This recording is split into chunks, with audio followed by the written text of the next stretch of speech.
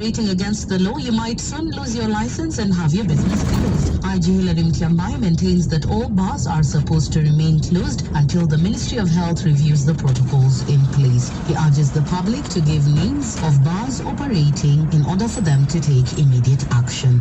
West Pokot Governor John Lonyangopuo has hit out at his party KANU for expelling 4 KANU-nominated MCAs, saying the decision was unfortunate. Lonyangopuo has accused the party of failing to support local KANU leaders in their political quest and instead intimidate them. The 4 MCAs were dismissed over alleged misconduct and failure to adhere to the party guidelines.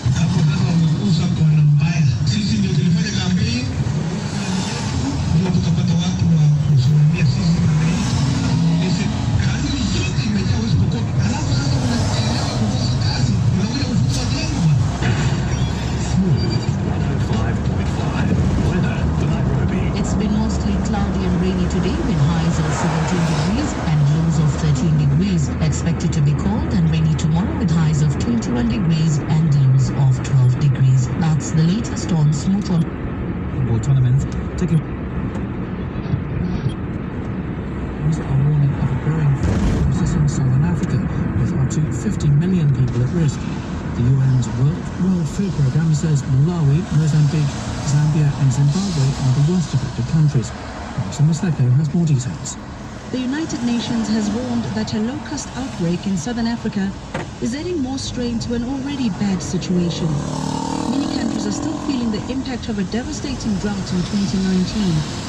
And economic challenges and the coronavirus pandemic have piled on additional pressure. NGOs, including the World Food Programme and ActionAid, have increased the procurement of food in the region in an effort to prevent a major humanitarian catastrophe. Opposition party activists in South Africa have forced several outlets of a leading internet pharmacy to close over what they say is a racist home advert. Clicks Pharmacy, which has more than 500 stores across the country, has now removed the advert, which described black people's hair as dry, dull and damaged, and white people's hair as fine and normal. BBC News.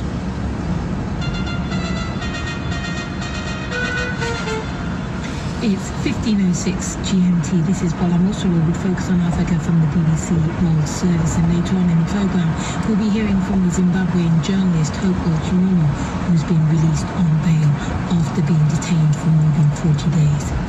But first, Ugandans are trying to come to terms with some of the scenes witnessed over the past 3 days following the ruling NRM's party primary elections. They were to determine who will stand as candidates for the NRM in next year's polls. Yet violence broke out in a number of polling centres. Most alarming was in the western district of Mutugamu, where the Deputy Labour Minister, Mwegishwa Rukutana, is accused of being involved in the shooting of one man who's been left with severe head injuries. President Museveni earlier today spoke about the violence, saying those responsible will be made accountable and will face robust charges, including assault and even attempted murder. No doubt he was referring to the minister's case while he was charged this afternoon. But why did things degenerate?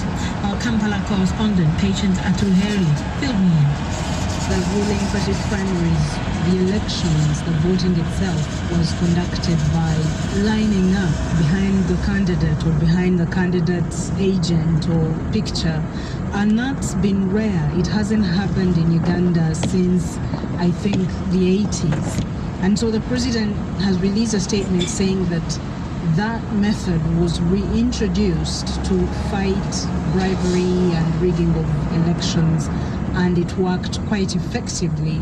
But also he strongly condemned the violence that resulted from this process, especially some of the big names in the party, some of the big name politicians that did not accept the results from the election and therefore caused violence, or their agents caused violence or threatened the party electoral commission officials. And these incidents were quite spread around the country. Some elections were actually cancelled as a result of this kind of chaos. And so the president has released a statement condemning this and actually calling them shallow crooks. that tried to ruin the process. Many people have spoken out about this, saying that if this can happen even within the ruling party, what right does the government have to talk about democracy within the nation itself, especially with regards to what happened with the shooting incident with Honorable Mwesigwa Rukutana? Can you explain to listeners what happened there? The president, being the party chairman, continues to say that these incidents that the country witnessed are not the face or the voice of the ruling party. The people that caused this kind of chaos do not represent the values of the ruling party. And one of the most perhaps prominent incidents from the weekend involved the current Deputy State Minister. He's also the former Deputy Attorney General, Mwesigwa Rukutana. The reports indicate that he pulled out a gun. He took a gun away from one of his escorts and shot at his opponent's supporters. His lawyers have released a statement today saying that he did not shoot at all, that he held the gun but did not shoot. Party officials, both from the party's electoral commission and from the party chairman, President Museveni himself, have condemned these incidents and said that this is not representative of what they intended to do. What they intended to do was conduct a clean, democratic process. There are many people who would criticize the method of voting because it wasn't a secret ballot, and that in itself would be questionable in 2021 for many people. But they also question the violence which followed. I mean, so many people may have seen the videos of NRM party officials wearing the party colours brawling within some of these centres. Has the president or any of the party officials spoken about that? Yes, there's been quite a number of videos and pictures shared on social media and a lot of material in the local media itself, in the mainstream local media, showing some of these incidents in the polling stations at the weekend, involving officials. In some of the material you can clearly see these officials and these politicians involved in these incidents. So it's going to be very hard for the ruling party to explain that away. The ruling party can say that it intended to conduct an open and clean process, but these incidents happened, sometimes in some cases allegedly perpetuated by very prominent people. So it kind of muddied the whole process. Our correspondent in Kampala, Patience Atuwere. We're next to South Africa, where protesters have forced the closure of several branches of the pharmacy and beauty store Clicks following outrage over an advert posted online deemed by many as being racist. The ad includes a picture of a black woman's hair with the words frizzy and dull hair next to a white one with the words normal hair. In addition to the protests at stores, there's been a major online backlash, such as this video, which is being shared widely. My hair is strong. Whether I decide to cut or dye my hair, or keep my hair in an afro, or any other style of my choice, my hair screams to see my hair. I'm not your marketing strategy or a tactic against my hair.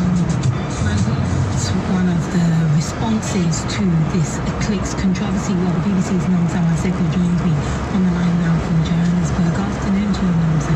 Tell us a bit more about this Clicks advert, which, to all intents and purposes, sounds quite bizarre in this current time. Well, in this current time, bizarre is actually an understatement, but this health and beauty retailer, which has about 800 stores in South Africa, received widespread condemnation, of course, after it published this advert with racial undertones by showing prejudice against natural African hair in comparison to white people's hair. And this advert labeled African hair as dry, dull and damaged, while an example of white hair was described as fine and flat.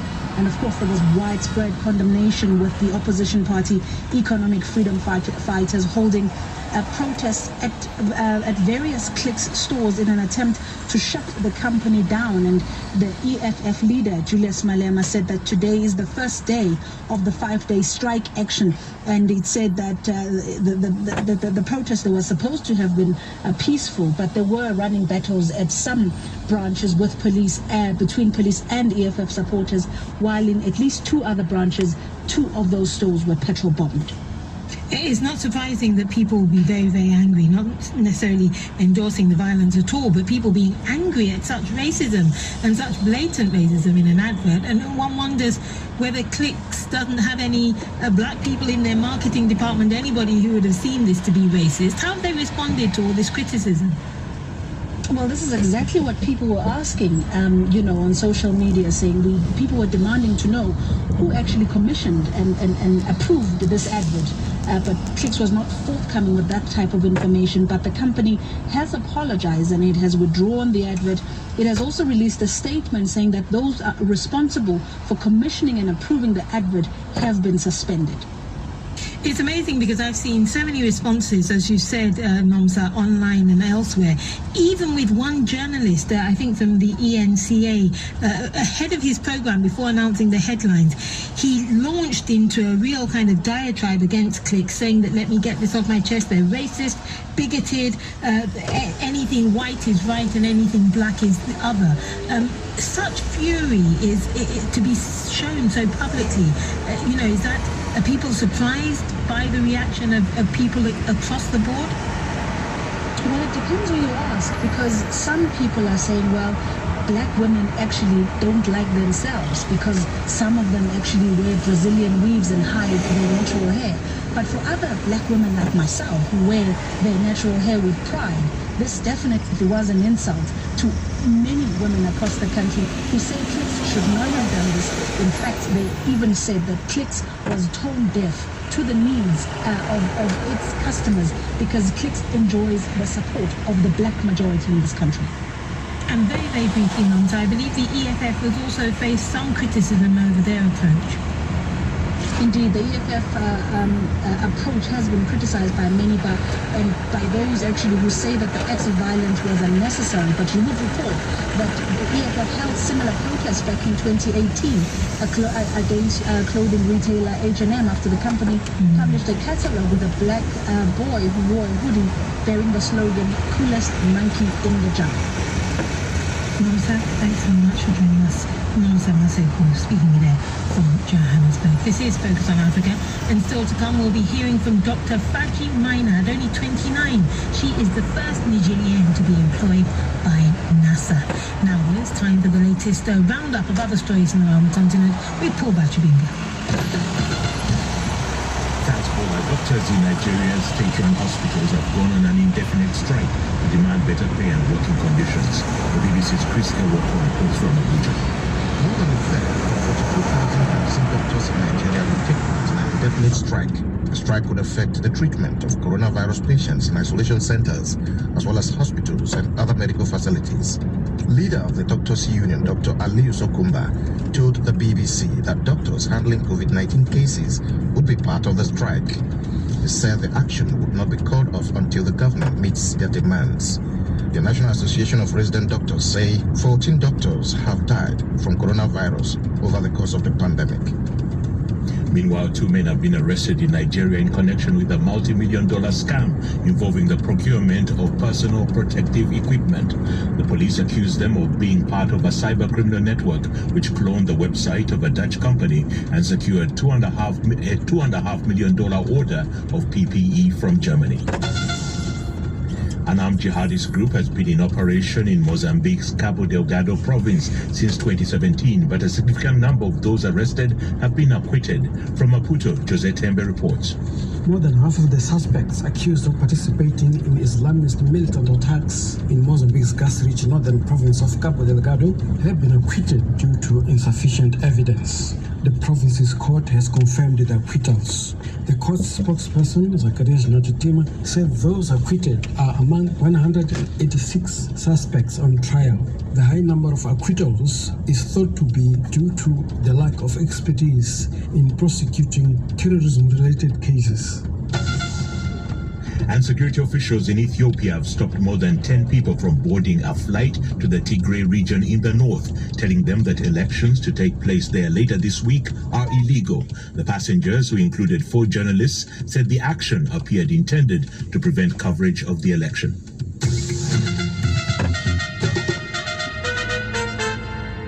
Thank you very much, Paul Batchwinger, for that roundup. And now we've the latest sports headlines in this report from Janine Anthony in Lagos. The Vice President of the International Olympic Committee, IOC, John Cortez, has confirmed that the postponed Tokyo Olympic Games scheduled for 2021 will go ahead with or without COVID-19. To some football news, Manchester City has disclosed that Algerian forward Riyad Mahrez is tested positive for COVID-19. He becomes one of two players from the club to contract the virus. To some transfer news now, Nigeria and Torino defender Ola Aina is reported to be on his way to English side Fulham on a loan deal.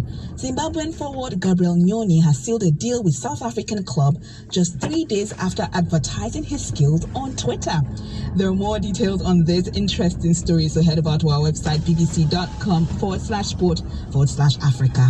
Finally, to rugby, English side playoff challenger Sale Sharks have strengthened their squad for the final stage of the 2019-2020 season with the signing of South African flanker Kobus Wase. He becomes the 10th South African at the club. And that was Janine Anthony. Now, Zimbabwean journalist Hopewell Chinono is now out of jail after being released on bail. It was following more than a month in detention, however, following his dramatic arrest at his home in Harare. His crime? Well, he was accused of fomenting political dissent. Yet his detention came following the publication of a series of investigations which he carried out on the plundering of public funds meant to help fight the spread of COVID-19. Numerous attempts to secure his release failed, but he was finally granted bail last Wednesday. It's not without conditions, including that he doesn't leave Harare as he awaits his case. Well, now happily at home, I asked Hopewell what charges he's actually facing. They're charging me for what they're calling incitement to public violence. It's a trumped-up charge because there was no incitement to public violence. I simply endorsed protest against corruption. I'd been writing stories exposing the looting of public funds meant for COVID-19. Are you still convinced that it was to do with you exposing corruption and your detailed reports on this? Yes, of course, because just before I was arrested, the ruling party had a massive press conference where they